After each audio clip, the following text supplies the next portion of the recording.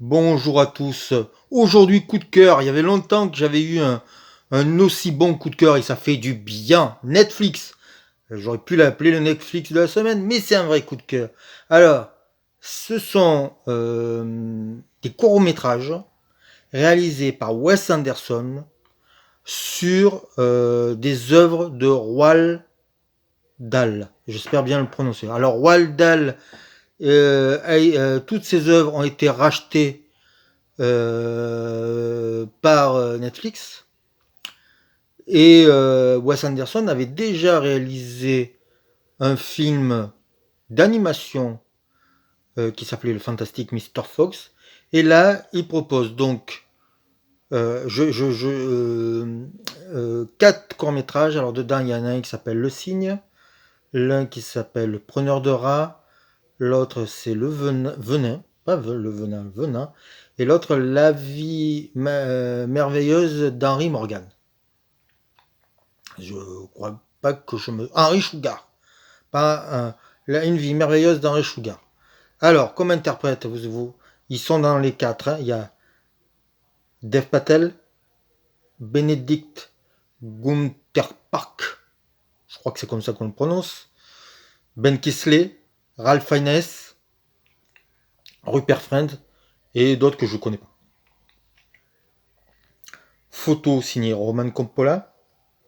Et chaque histoire est traitée de la même manière visuellement. Pas les mêmes teintes, pas les mêmes couleurs, mais en tout cas, c'est des adaptations, alors à la lettre, des écrits de Roald Dahl.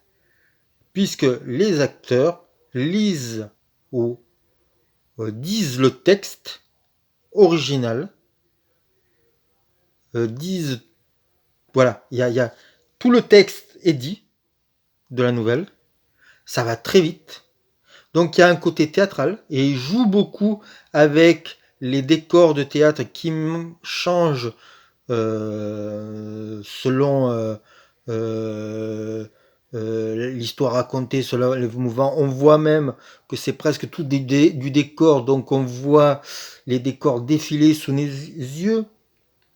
On voit les accessoiristes qui donnent certains objets pendant certains sketchs, certains courts-métrages. Je les ai regardés en entier, pour moi c'était un long-métrage. En fait, il se sert donc de la littérature, du théâtre, de la peinture, de la bande dessinée, du cinéma. Alors il y a plusieurs hommages au cinéma britannique. On pense à Hitchcock, on pense à la Hammer Film, on pense à Michael Powell et Esmer Pressburger. Ça va vite. C'est peut-être ça la différence avec ce qu'on a l'habitude de voir des films de Wes Anderson. Ça va extrêmement vite. C'est le plaisir du verbe. Les acteurs s'amusent comme des petits fous. Ça se voit.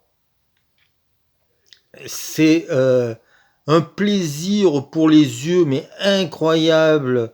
Bien sûr, il y a tout l'univers de Wes Anderson, pardon, avec le côté maquette, euh, euh, comment dire, maison de poupée, et tout ça qui transforme à loisir. Mais là, il en fait quelque chose. C'est carrément dans la narration de ces textes-là.